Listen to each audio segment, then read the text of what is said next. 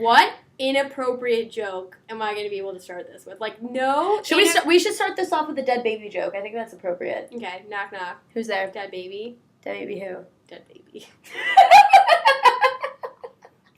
And that's why we leave the dead baby jokes to Teddy Goldberg. So I feel like the first, like, encounter, like, that I ever had with Teddy, which is probably similar to, like, the first encounter that a lot of people remember with Teddy, is, like, literally him just screaming. Like, being an AP with the Goose and Caleb. And him effing, like, screaming at Caleb. And, like, Degoose is just in the background, scary as hell. Like, and being then Asian. And then it's like Teddy is literally yelling at Caleb Lamb, and Caleb is just sitting there, like, taking it like a champ. And I was just like, who is this? And then I realized, okay, this is just how he is. And then I realized, little did I know, actually, that I would be working under Teddy Goldberg for up until now of my OTB career. Yes, yeah, I meant that sexually. I don't know how. Oh, yeah, that's another thing too. It's like, so I don't know. Like, everybody always makes jokes about me, like, coming in and being like, oh, she didn't swear, she didn't like, she didn't drink. Blah, Throw blah. in an F-bomb, Katie. Like, throw in an F-bomb. Do it. You know you want to. Fuckity fuck. Just kidding. Okay, you can't use that. But no, I just remember Teddy, like, saying really inappropriate things. And at first I was, like, super caught off guard. I was like, okay, this is really uncomfortable. But then, like, pretty soon I just realized that, like, that was normal. So it almost became, like, okay. Like, Teddy says so many offensive things. But, like, everybody's like, oh, haha, it's like Teddy. But, like, if anybody else tried to say the things that he said. It's because he's a Jew. True. And he works at Jimmy John's. Can we just talk about... Let's talk about Jimmy John's. Teddy working at Jimmy John's. Okay. For like a hot second. Okay, we have to. You always see him in the most odd... Like, 2:30 in the afternoon, you're walking. But like, no, in his... Like, on a freaking mission. Like, Teddy is like this. Like, he's walking and you see him across the street and he's like...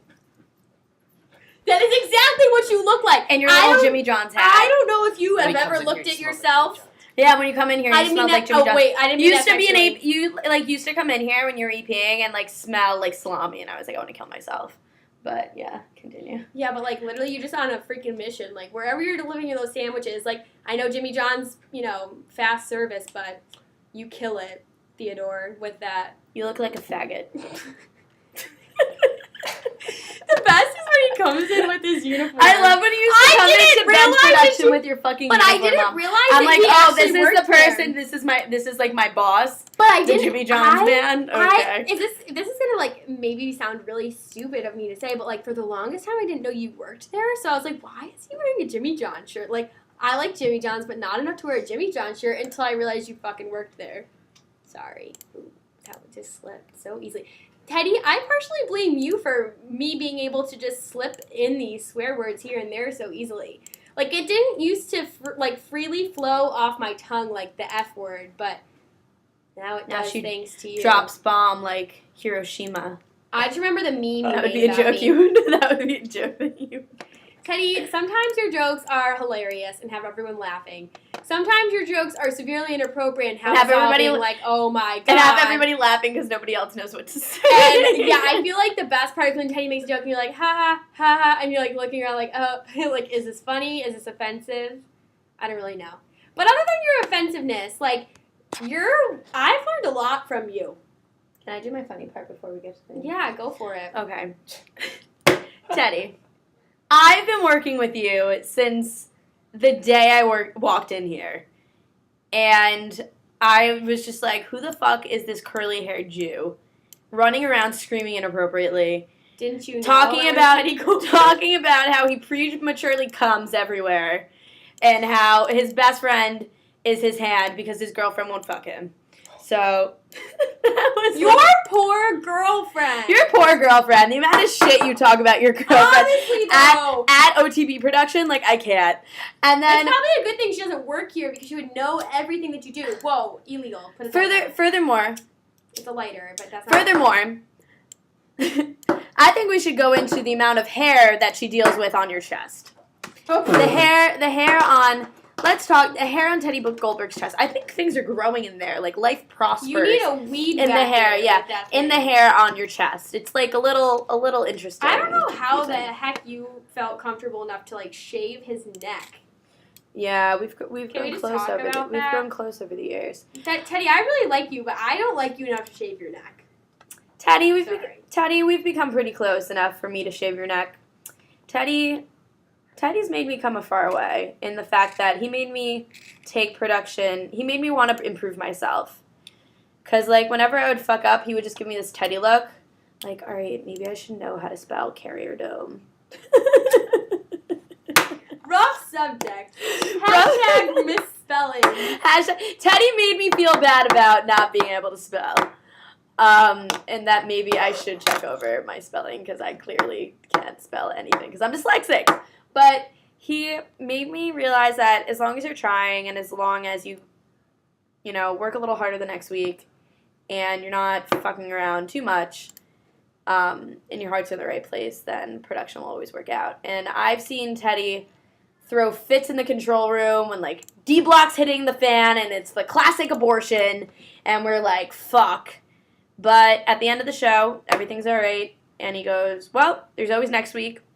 And I've never seen somebody, so intense during taping, but then afterwards be like, well, guys, even though something's fucked up here, you have to look at the positives. And it's all about next week. And we're not going to re-rack. And I've really taken that into, APing my show. And I think, me, Ron, Paige, and Ted really take what we took what you taught us from when you were EP, and we brought that into production the semester and the semester after that. And honestly, like, we couldn't have won Best Show without your guidance and showing us, how to work and how to set up production and how to run a show, because you were the best EP that I ever saw. And I've never seen somebody run production. It was fun and it was like a clusterfuck, but in the end, like, we produced great content and we put out a great show. And you were always open. When Vinny said that he wanted to make a new open and put it to dubstep and, something totally, out there for Citrus, and everybody was saying, no, you were like, you know what, this is my show. And, like, I know what's good and this is good. And it allowed us to, progress into, like, allowed us to progress into new full screens, the open, like, a new kind of feel for the show, and that's why we won Best Show, because we're different and because we really took it to the next level, and you allowed us to do that. I would say the one thing that, working for your show, more so just being here, and, like, when I was an AP for Countdown, being, at the station around the same time you guys were, like, I really got to witness, like, from the outside looking in to, like, what a special thing you had going with your production team. And like Val said, like, you were always very encouraging of everyone's unique talent that you had on your team. And I think that that's one thing that, like, I admired about you the most is, like, as an EP, you really knew what your strengths and weaknesses were, but you also knew the strengths and weaknesses of your APs, and you really allowed them to do work that is, the open that Vinny did is just amazing. And I feel like you gave him that opportunity and you believed in him, and, what Jackie was able to do with graphics and what she was able to teach Val and Paige with graphics and things like that. I feel like you just knew what people should be doing and you encouraged them to do the best that they could do, and I think that's all you can ask. And, like, I just remember the one really thing that will always stick out with you, for me, I guess, like, influence on me. So I remember you sent out an email towards the end of our freshman year and said, like, hey, there's a softball game, we need someone to cover it. And I had done nothing on air, and I emailed you back and said, I don't know if you want me, I'm a freshman, but I'd be more than willing to do it. And you were, like, so encouraging of me, and I remember going and doing that softball donut and coming back, and you critiqued me. And it was the scariest thing ever because it was the first time that I had ever really watched myself on camera. It was the first time I had really ever done anything big for Citrus. And you were so encouraging, and you made me feel like I did such a great job, whether I did or not. You made me feel like, wow, okay, like, I can do this. And you really encouraged me to do that. And I thank you for that, because that was, like, you were the perfect person to give me that push to tell me that I could do that, or, this was good. This was good. So you know, I don't know. You've always been very encouraging of me, and I really haven't had that much of an opportunity to even work that closely with you like Val has. So just from the few times that I have, thank you, because I'll remember all the stuff that you taught me. Well, This was weird. I've never been so incredibly yeah, nice we didn't to even go you. into his dick size. We're not going to talk about We're that. talking about We'll his dick spare size. you. We'll spare you.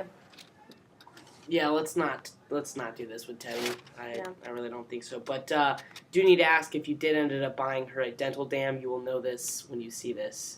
That's an inside joke between we slept together in a hotel room, kind of. What? Yeah. Ew. Oh. It I was know. for the Final Four. Chill. Ted, I'm gonna miss you. Yeah, I really. I love you, You man. know what?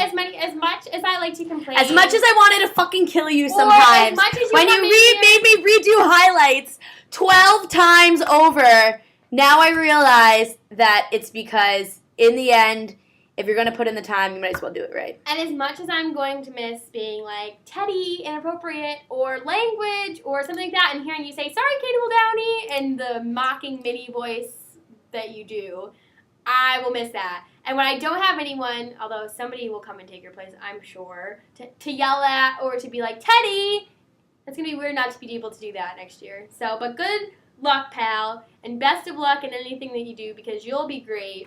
You really have a great work ethic, and that will be missed here at the station. So thanks for influencing us. Blue, blue. Miss you, friend. Deuces.